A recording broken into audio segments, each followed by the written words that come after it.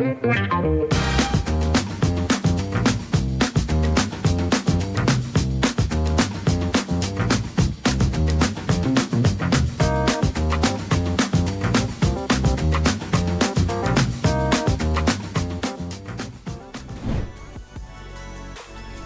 y'all, we are here for another ASOTU Edge webinar. Today we are going to be joined by our friends at Uber for Business, talking about smart customer transportation management. And joining us is going to be Stephen Chapman, manager of the automotive vertical. Take it away, Paul and Kyle.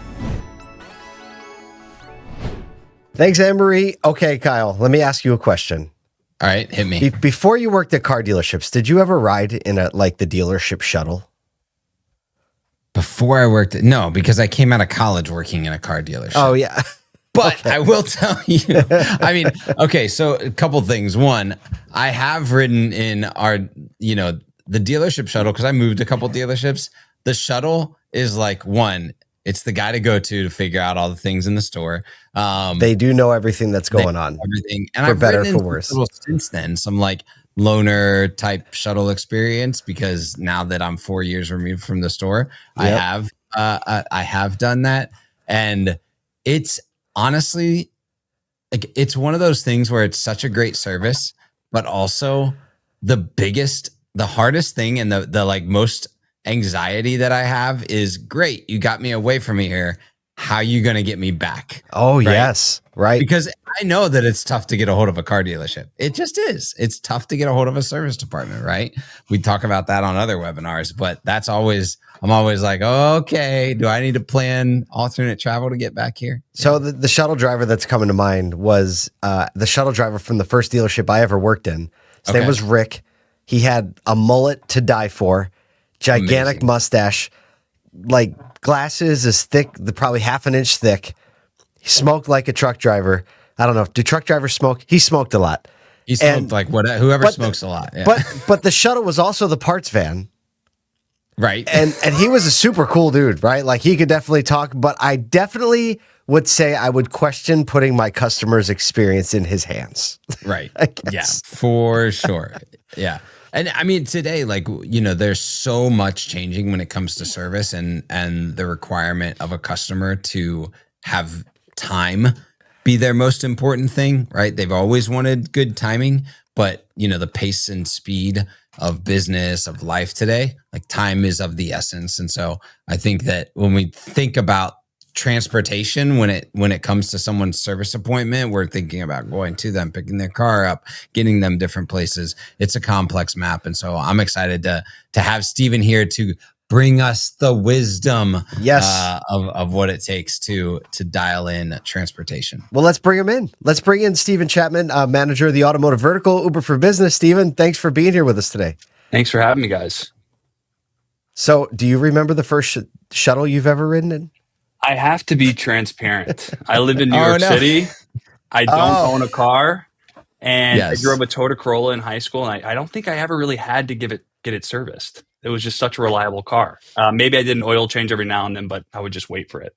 Well, I think that there's a really important nuance here because I've spent a lot of time in New York City. I lived there for a little bit, but before Uber was around, and the reality is when Kyle and I travel, when people travel and they are used to using Uber, exactly when the vehicle is going to get there. You get to choose which vehicle it's going to be. You know exactly how to get it back. And there's this element of it's ready when you are because you can time your departure. And I think that when I'm thinking about the shuttle driver and what Kyle said about how are you going to get me back, right? You don't know where the person is. You don't know how long it's going to be. You don't know. So I do think even living in the city and understanding that it is actually almost normal and native to why wouldn't you know exactly where your ride's coming from and when they're going to be there and when you're projected to get to your destination? That makes actually a lot of sense that you would just intuitively be this is just how it should be, right? Yeah. Well, I think there's a world before Uber or rideshare in general and a world after it. And it's such a convenience now that, we value our time so much that, it's sort of an expectation. So it's interesting to see how these dealerships have yet to adopt something like rideshare because it really is just giving time back to their customers, which is what's most important. Yeah, I remember actually I was running kind of our ops and marketing procedures when the very first Uber for Business person came in back to the store. And one of the big questions, and I think it's even more of a question now as transportation costs are rising, and it costs, whether it be the person to drive the shuttle or the gas that you have to purchase to get those people around, or just the cost of like Insurance. getting, like a Mhm. $47,000 average price of car. You've got to put that in service at some level in your store, right? Whether that be a loaner or having that vehicle in service as a shuttle. Like as people are going, okay, I know I know customers are value their time. I know they don't want to sit here for, let's say, 4 or 5 hours while I'm doing really hard work, but I've got an expense structure that seems like it may be getting out of hand. How, like, what's the conversation around all of this cost change right now happening in our industry? Yeah, it's a super interesting point. And I can speak to why it's so critical to fixed ops. To start, I mean, you guys are well aware fixed ops accounts for nearly 50% of a dealership profit, or is it, what would you guys say? Is it more than 50%? Yeah, I mean, I guess it depends on what type of dealership operation it is, right? And what your fixed ops absorption needs to be, but it's definitely in the like 30 to 50% range It's of the very, profitability of a yeah, store. Yeah. it's a very large sum for the store. So the bottom line is obviously incredibly important. And I think, as service teams are looking for ways to combat these rising prices, they're dealing with, these other pressures on the outside. So like increased competition with general repair shops and the overall customer expectation. I think, you know, the customer these days, they're millennials, they're on their phone. They're not wanting to really, talk to people that much anymore. And so it's about adapting and really giving the experience that customers are expecting. Um, and that's something like, rideshare, for instance. It's flexible, it's easy to get set up, and can provide that, frictionless customer experience that they're really looking for. So aside from the expense side, because I think that is important, like there's an element of Mhm. liking the idea that you understand what your expense. There's also this idea of like the demand curve that happens inside a service department that I think is a pretty reasonable argument for like why you would want a service like this available, because you know what it's like. You get into the service lane in the morning, everybody comes in and drops their car off, and then it gets really slow. Then as you get to the peak points of the day, everybody needs to come back, everybody needs to pick their car up. Do you have dealers that use both shuttle and Uber for Business? Yeah, absolutely. A lot of dealerships supplement their shuttle usage with something like Uber just to fill those gaps. Um, a lot of times, they've had this shuttle driver for a long time, and they see where the pain points are during those busy times, or when the shuttle's tied up in traffic, or maybe the shuttle driver's sick. And then, to your point, those instances where we need to get the customer back to the dealership. We have a really nifty tool called Flexible Rides, or you can just send the customer a link. They click the link whenever they're ready to go, and it gets them an Uber back to the dealership. Really providing the best customer experience across every Well, aspect for them. well, and I think about like decentralizing work is a super important part when you're trying to move at the pace of a service lane. Mhm. Like you said, the service driver is sick, right? Because typically you have one, maybe a large store has two shuttle drivers, and all of a sudden, like one goes down, or both go down, or both are out stuck in traffic. Like you're toast, right? Yeah. All your loaners are out with long term service, and all of a sudden you're like, "Hey, Mister, Mrs. Customer, Have you can another cup wait." of coffee. Right? And so this, like, it decentralizes that work. You know what I mean? And I think like an ability to potentially increase throughput. Are you seeing stores that are like leaning into like moving shuttle and loaner, even though if those are capacities to Mhm. to picking up rideshare utilization, increase capacity for their shops? Yeah, it's a really interesting point. I think going back to the cost side of things, we touched on it briefly, but managing those loaners and those shuttle operations are fairly expensive. I mean, you have the gas and the wages, which are constantly rising, and then not to forget the administrative burden of scheduling it, managing it, the insurance, the maintenance, etc. So seeing dealerships that have gone away from that is just makes things more efficient across the board. They're 100% of the time always able to get a customer ride because Uber operates 24/7, 365. And the cost, it's a free tool to get set up, and you're only charged for the rides that are ordered, making it very easy to manage and forecast what you're going to be spending. That's a totally different thing than most dealership SaaS is it's like, nope, you pay monthly and you get what you get. And if you go over, we're going to charge you some more, right? It really does get to be on a case by case basis. How are dealers looking at it from an expense structure in that case where they're having to make a bit more of like real-time decisions from the advisor, the employee's perspective on whether or not they're going to commit to the expense in that moment? Yeah, I think every dealership is different. Some dealerships say I don't want to give a ride share to someone that's just getting an oil change. But I think the smart dealerships that are thinking of it long term and not very, short-sighted in the moment can earn a customer for life. If you're able to offer that top-notch experience, I've spoken to multiple people who live out in Jersey that say, I'll drive 15 minutes down the road because I know I'm going to get a ride share. I know I'm going to have a frictionless experience every time I go. Well, and I can tell you this just from prior experience, we did two major things when it came to the service experience, and they both had, massive increases. We've had a webinar before about, video in the service lane, and what we saw is that when we did 100% video, we saw a 40% lift in effective labor rate and dollars per RO across the board. But when we got the customer away from the store, it didn't matter how we did that. Shuttle, loaner, pickup and delivery, ride share. It really was universal. When we got the customer away from the store, we saw a 70% uptick in effective labor rate and dollars per RO. Actually, mainly dollars per RO. ELR was about the same there. Sorry, I misspoke there. But dollars per RO going up significantly because customers had a bit more time to think.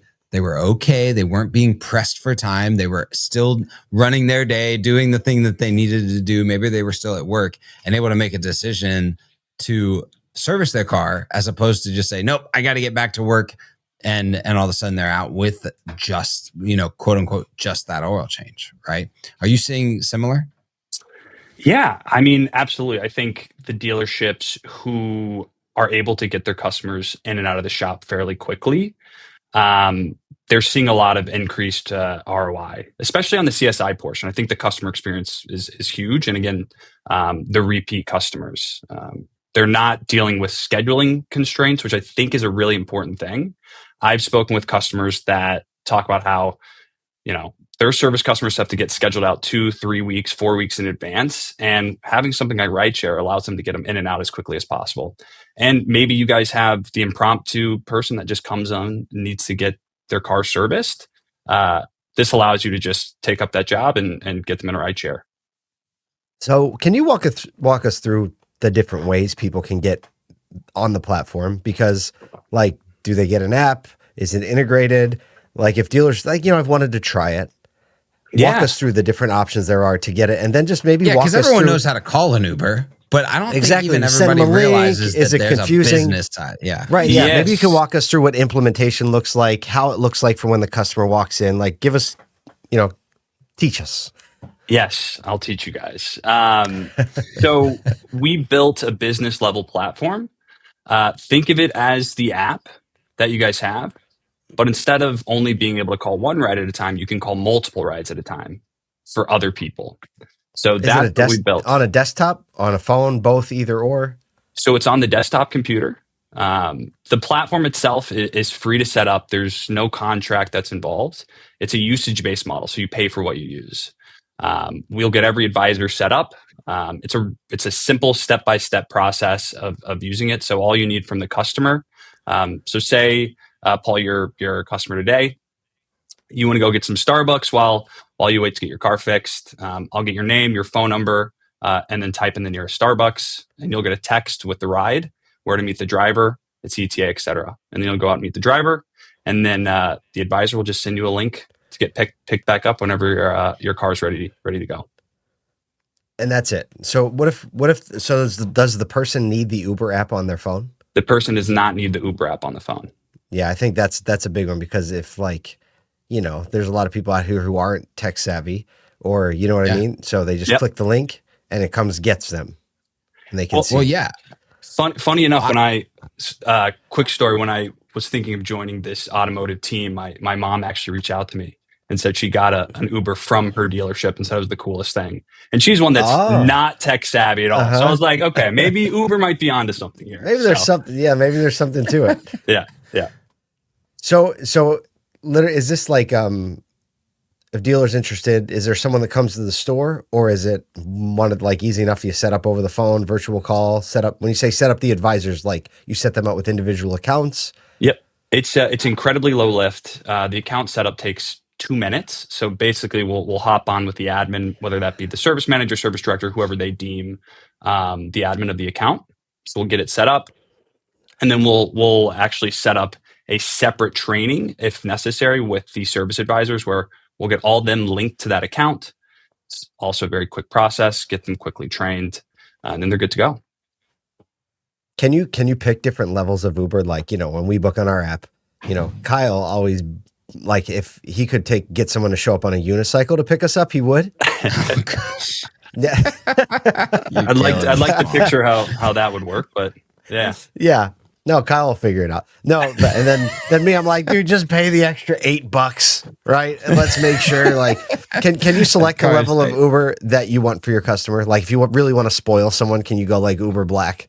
Yeah, absolutely. So there's customizations that go into play. So depending on what you know the management want, you can allow things like Uber Black to be part of the options, but there's always the basic Uber options like Uber XL if you know there's a family there.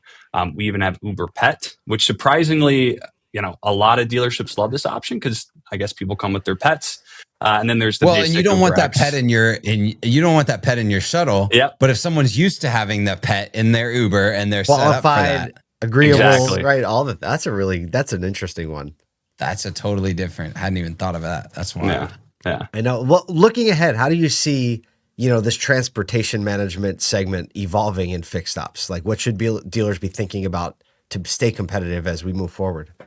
Yeah, I think, you know, we just had a big fixed ops roundtable here at Uber not too long ago, and the big topic of conversation was mobile pickup and drop off. So convenience is going to be top of mind for the customer. Where can you save them time? Where can you provide the most frictionless experience? And I don't think everyone's going to be able to do mobile delivery, but having something like Uber as a part of their arsenal is going to be, in my opinion, in every single dealership, because there's always going to be a need. And then I think that sorry, go ahead. What's important, I like how you say as a part of your arsenal, and I'm going to go back to the fact that there's no setup or regular cost to this. It's almost like silly to not have something available. Like, even if like, no, I got a massive loaner fleet, I got 5 shuttle drivers, and we do mobile service, so we're good. We're tight, right? Like, why not have something even as a backstop, even if it's not your primary go-to, but as a backstop to allow for you to always have a transportation option? I think that's what it is. It's like, as people are figuring out that people don't just come sit and sit in their cars, we're going to have to be able to serve customers with an arsenal of transportation options. And that's like a big key that I'm hearing out of you. Agreed. Yeah. And also just asking the customers what they would prefer. You know, I think that's a big thing is a lot of dealerships I speak with, they have shuttles like, yeah, we're fine. Customers love our shuttle operations. And I'm sure they do, but there's gotta be those cases where, you know, someone needs to get somewhere stat and doesn't want to wait 15 minutes. Or they have to go somewhere far. Yeah. Right? If you think about it, sometimes it's like, you know, where someone lives or where they work, it could take your shuttle driver out of commission for an hour plus, right? For one ride, and almost to have like a little lever, like, hey, once it's outside this radius, we default to getting an Uber so that we don't tie up the shuttle driver.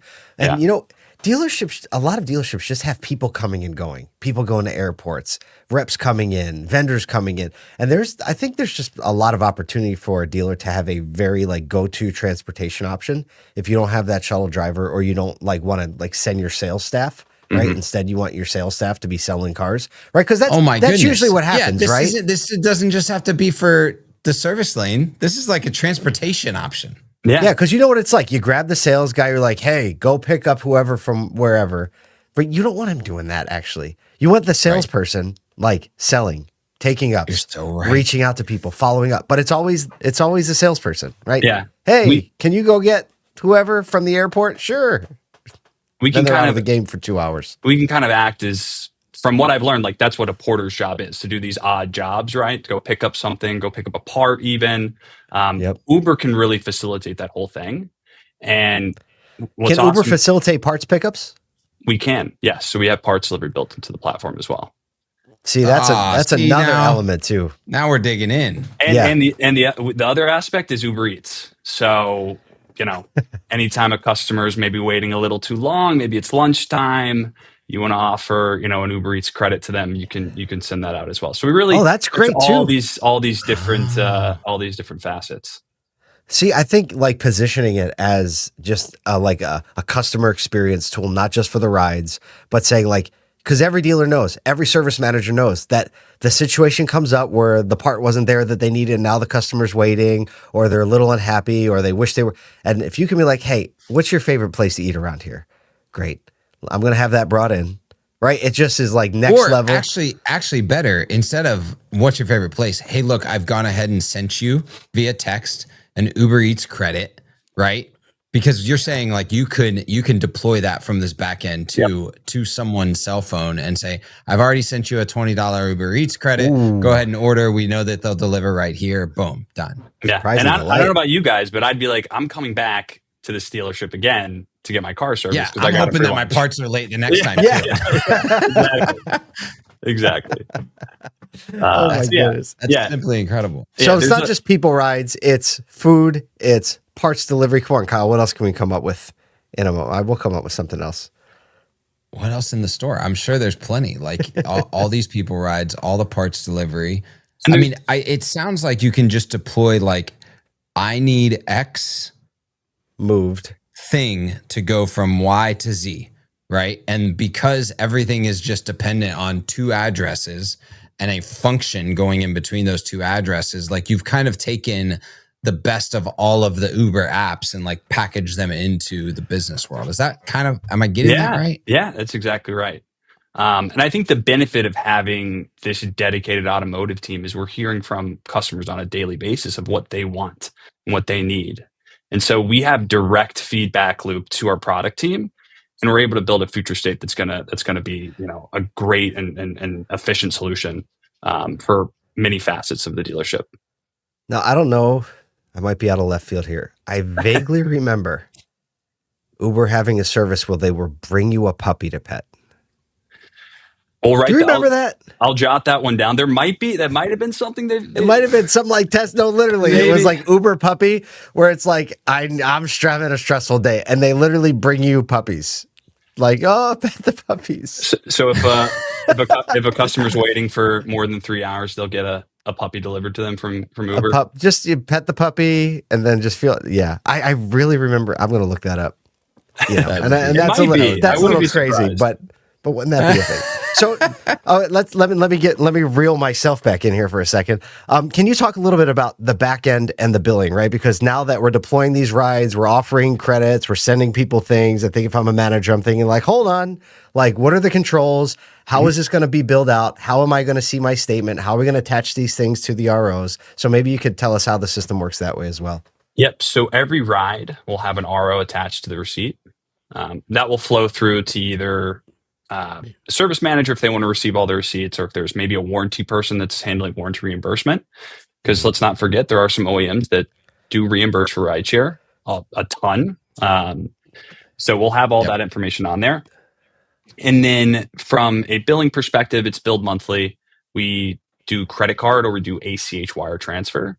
and they'll receive a statement on the first of the month with the balance, and then also a detailed trip CSV of every single ride, which advisor ordered it, how much it was, so they can have good insight into all that information as well. Yeah, it sounds like a lot of accountability baked into the system, yes. And especially like admin level controls that can change and adjust and limit and all of those things. Yeah. So how can people get in touch with the team or sign up or get this kind of like interacting on a day-to-day basis? Because it seems like it's like, because there's no sign up, there's no cost. Like it's set up, let's get rolling, get people using it, right? Yeah. So if anyone's interested, I'm sure we'll have some link somewhere for you guys to add in. You should be able to submit a form through that to get signed up. Once they fill out the form, what happens next? So it will get routed to a salesperson, and we'll get in touch ASAP. There you go. That's awesome. Yeah, that's great. Well, great. Well, hey, Stephen, wildly insightful. I think that the positioning and the ability for a dealership to not just think about this as only service customers that have to go from getting their service is the wild unlock. And the way that I think the most savvy dealerships will deploy the customer experience side of this outside of just you need a ride away from my store is going to be a game changer. So thanks for coming on. Thanks for sharing a little bit of the insight and what Uber for Business is doing for all the automotive retail industry. Absolutely. Thank you, Paul. Thank you, Kyle. Have a good one. Thank you.